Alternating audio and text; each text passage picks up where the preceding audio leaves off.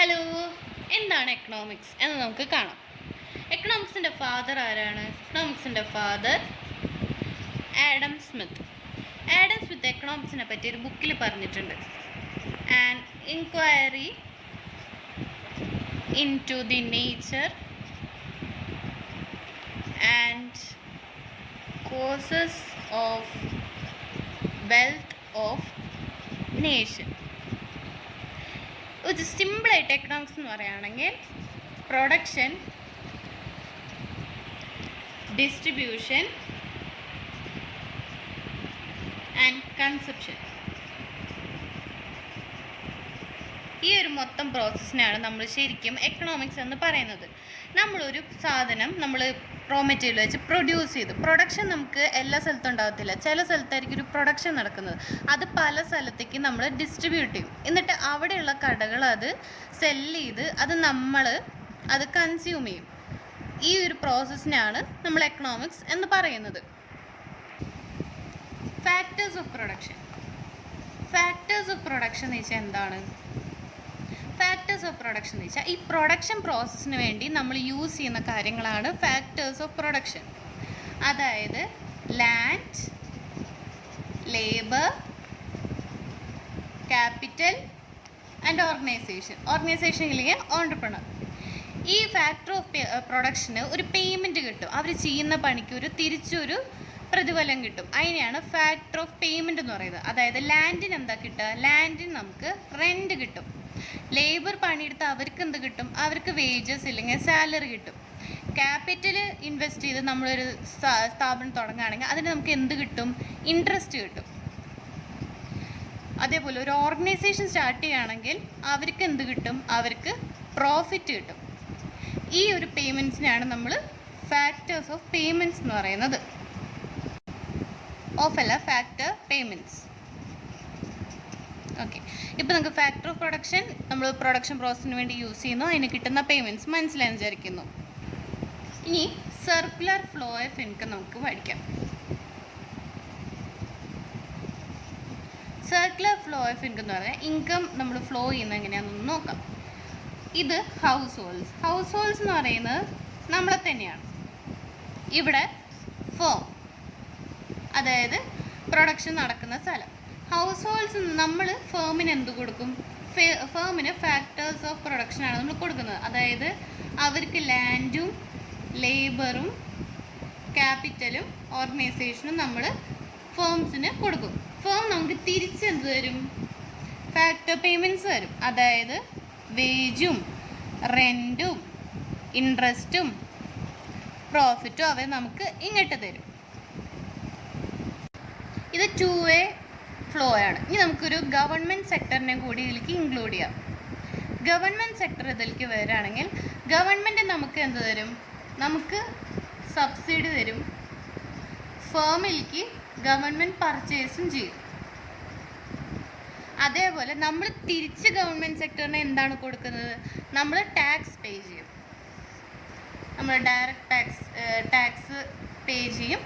അതേപോലെ തന്നെ ഫേമും ടാക്സ് പേ ചെയ്യും.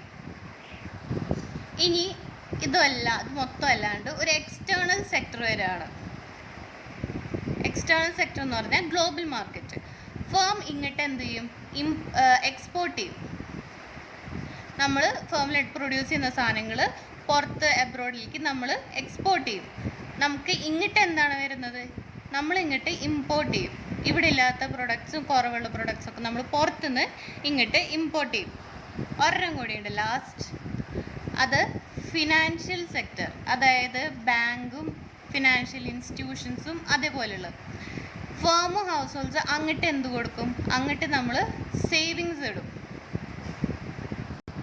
ഇങ്ങോട്ട് നമ്മൾ ബോറോ ചെയ്യാന്ന് പറഞ്ഞാൽ നമ്മൾ ലോൺസ് എടുക്കും.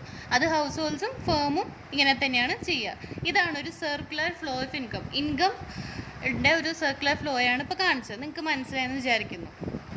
ഇനി നമുക്ക് അടുത്തത് എക്കണോമിക്സ് എന്ന് പറയുമ്പോൾ അതിനൊരു കൺട്രോൾഡ് അറ്റ്മോസ്ഫിയർ ഉണ്ടാവും. അതായത് ഞാൻ ഉദ്ദേശിക്കുന്നത് ഇപ്പോൾ ഒരു കാർ ഉണ്ടാക്കുന്ന ഒരു കമ്പനി, അവർ പറയും ഈ കാറ് 22 കിലോമീറ്റർ പെർ ലിറ്ററിൽ ഓടുന്നു. പക്ഷെ അവരുദ്ദേശിക്കുന്നത് ആ റോഡ് ക്ലിയർ ആയിരിക്കണം, അതിൻ്റെ ഇടയ്ക്ക് വേറെ പ്രശ്നങ്ങളൊന്നും വരരുത്, അങ്ങനെയൊക്കെ പറയുമല്ലോ. ആ വേരിയബിൾസൊക്കെ സെയിം ആയിട്ട് ഉണ്ടാവണം. അതൊരു അസംഷനാണ്. അതായത് നമ്മൾ എക്കണോമിക്സിൽ എന്തെങ്കിലും ഇപ്പം ഒരു സാധനത്തിൻ്റെ ഡിമാൻഡും സപ്ലൈയും നമ്മൾ നോക്കുകയാണെങ്കിൽ അതിൻ്റെ പ്രൈസ് അതിൻ്റെ ഇടയ്ക്ക് ഫ്ലക്ച്വേറ്റ് ചെയ്യാൻ പാടില്ല. എല്ലാ സ്ഥലത്തും ഈ ഗുഡ്സിനെ പറ്റിയാണ് പറയുന്നത്, അങ്ങനെയൊക്കെ പറയില്ലേ. അപ്പം നമ്മൾ എന്തെങ്കിലും രണ്ട് സാധനം കമ്പയർ ചെയ്യുമ്പോൾ ബാക്കിയുള്ള വേരിയബിൾസ് സെയിം ആയിട്ടിരിക്കണം എന്നൊരു അസംഷൻ നമ്മൾ പറയും. അതിനാണ് പറയുന്നത് കെറ്ററിസ് പാരിബസ് എന്ന്. അതായത് ഈ ഒരു അസംഷനാണ് വേരിയബിൾസ് അൺചേഞ്ച്ഡ് ആയിരിക്കും നമ്മൾ എന്തെങ്കിലും ഒന്ന് നോക്കുമ്പോൾ. അതിനെയാണ് കെറ്ററിസ് പാരിബസ് നമ്മൾ പറയുന്നത്. ഓക്കെ, എക്കണോമിക്സിന് രണ്ട് ബ്രാഞ്ച് ഉണ്ട്. അതായത് മൈക്രോ ഉണ്ട്, മാക്രോ ഉണ്ട്. മൈക്രോ എന്ന് പറഞ്ഞാൽ ഒരു സിംഗിൾ ഇൻഡിവിജ്വൽ അല്ലെങ്കിൽ കുറച്ച് ഫേംസ്, അതിനെ മാത്രം നമ്മൾ ഫോക്കസ് ചെയ്യണതിനാണ് മൈക്രോ എന്ന് പറയുക. മാക്രോ എന്ന് പറയുമ്പോൾ സിംഗിൾ അല്ല, ഒരു അഗ്രിഗേറ്റ് സ്റ്റഡിയാണ്. ഇപ്പം അത് മിക്കവർക്കും അങ്ങോട്ട് ഇങ്ങോട്ട് തെറ്റും. അതുകൊണ്ട് ഞാൻ എക്സാമ്പിൾ വെച്ച് പറഞ്ഞുതരാം. ഇപ്പോൾ ഒരു കുട്ടി എ ഒരു ഓറഞ്ച് ഡിമാൻഡ് ചെയ്തു, അത് മൈക്രോ ആണ്. North east India orange demand ചെയ്തു, അതെന്തായിരിക്കും? അതും മൈക്രോ ആണ്. ഇനിയിപ്പോൾ ഹോൾ ഇന്ത്യ ഓറഞ്ച് ഡിമാൻഡ് ചെയ്തു, അതും എന്താണ്? മൈക്രോ ആണ്. ഇന്ത്യയിലുള്ള എല്ലാ പ്രൊഡക്ട്സും ഡിമാൻഡ് ചെയ്തു, അതെന്താണ്? അത് മാക്രോ ആണ്. കാരണം ഇന്ത്യയിലുള്ള എല്ലാ പ്രൊഡക്ട്സും. ഇനിയിപ്പോൾ നമ്മൾ ഇത് ക്വാണ്ടിറ്റിയുടെ കാര്യം. ഇനി നമുക്ക് പ്രൈസിനെ പറ്റി പറയാം. പ്രൈസ് ആണെങ്കിൽ ഇപ്പോൾ ഒരു ബി മാങ്ങ ഒരു 10 രൂപയ്ക്ക് മേടിച്ചു, അതെന്ന് പറയുമ്പോൾ മൈക്രോ ആണ്. ഇനി നാഗ്പൂരിൽ അതേ മാങ്ങയുടെ പ്രൈസിൻ്റെ കാര്യം പറയുകയാണെങ്കിൽ അതും മൈക്രോ ആണ്. ഇനി എല്ലാ പ്രൊഡക്ട്സിൻ്റെയും പ്രൈസ് എന്ന് പറയുമ്പോൾ അതെന്താണ്? അത് മാക്രോ ആണ്. കാരണം അതിൽ എല്ലാ പ്രൊഡക്ട്സ് എന്നാണ് വരുന്നത്. ഇനി വേറൊരു എക്സാമ്പിൾ പറയാം. Level of employment iron and steel കമ്പനിയിലുള്ള ലെവൽ ഓഫ് എംപ്ലോയ്മെൻറ്റ് എന്ന് പറയുമ്പോൾ മൈക്രോ ആണ്. അതിന് പകരം ലെവൽ ഓഫ് എംപ്ലോയ്മെൻറ്റ് ഇൻ ഇന്ത്യയിലെന്ന് പറയുമ്പോൾ എന്തായിരിക്കും? യെസ്, അത് മാക്രോ ആണ്.